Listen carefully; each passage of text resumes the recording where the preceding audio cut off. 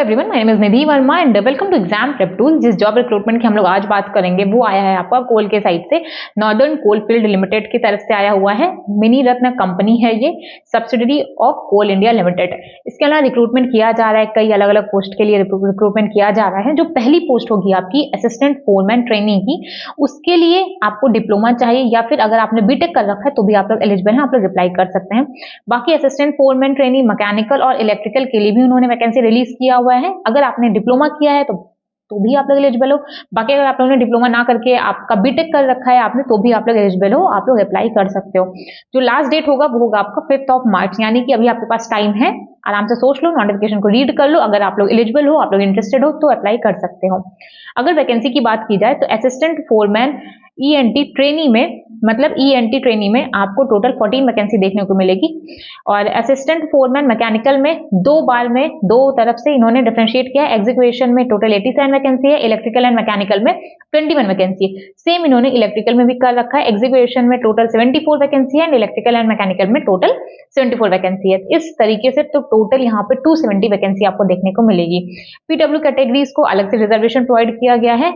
और इसके अलावा अगर बात की जाए कि क्या क्वालिफिकेशन होना चाहिए, तो जो असिस्टेंट फोरमैन है ईएनटी के स्टूडेंट्स, उनका तो इलेक्ट्रॉनिक्स इंजीनियरिंग होना चाहिए, उसमें डिप्लोमा, या फिर अगर आपने हायर क्वालिफिकेशन कर रखी है तो आपकी इंजीनियरिंग की डिग्री होनी चाहिए electronics and communication, electronics and telecommunication में।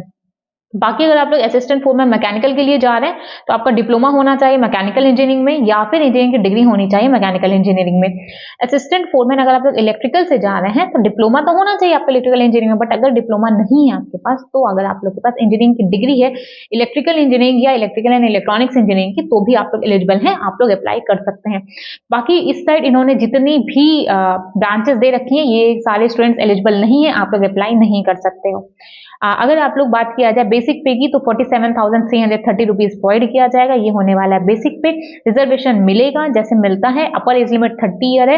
रिजर्वेशन जो होता है ईडब्ल्यूएस का कोई भी नहीं है, एससी एसटी का 5 ईयर का है, ओबीसी का 3 ईयर का है, पीडब्ल्यूबीडी जनरल का 10 ईयर का है। यानी कि अगर ओबीसी में जाओगे तो 13 ईयर हो जाएगा, पीडब्ल्यूबीडी में आ जाओगे तो 15 ईयर का रिलैक्सेशन देखने को मिलेगा। एप्लीकेशन फीस जनरल की, ओबीसी की और ईडब्ल्यूएस कैंडिडेट्स की टोटल 1180 रुपीज है। एप्लीकेशन फी आपकी 1000 की है, जीएसटी के साथ 180 रुपीज एक्स्ट्रा ऐड हो जाएगा, तो टोटल आपको 1180 पड़ेगा। बाकी SC ST ASM PWBD departmental candidates का कुछ भी चार्ज नहीं लगने वाला है। सिलेक्शन प्रोसीजर की अगर बात करोगे तो कंप्यूटर बेस्ड टेस्ट होगा, 100 मार्क का होगा, 90 मिनट आपको प्रोवाइड किया जाएगा। 2 सेक्शंस में होगा, section A and section B. Section A में आपका टेक्निकल नॉलेज होगा, यानी कि जो भी डिसिप्लिन से आप लोग अप्लाई कर रहे हो आपका वो पूछा जाएगा। बाकी सेक्शन बी में आपका जनरल नॉलेज होगा। ये थी बेसिक बात यहाँ पे। बाकी अगर आपको नोटिफिकेशन डिटेल में चाहिए तो टेलीग्राम चैनल ज्वाइन कर लीजिए, वहां पे आपको प्रोवाइड कर दिया जाएगा। बाकी कोई भी अगर फर्दर रिक्रूटमेंट रिलीज किया जाता है तो आपको हमारे चैनल पे प्रोवाइड कर दिया जाएगा। Thank you.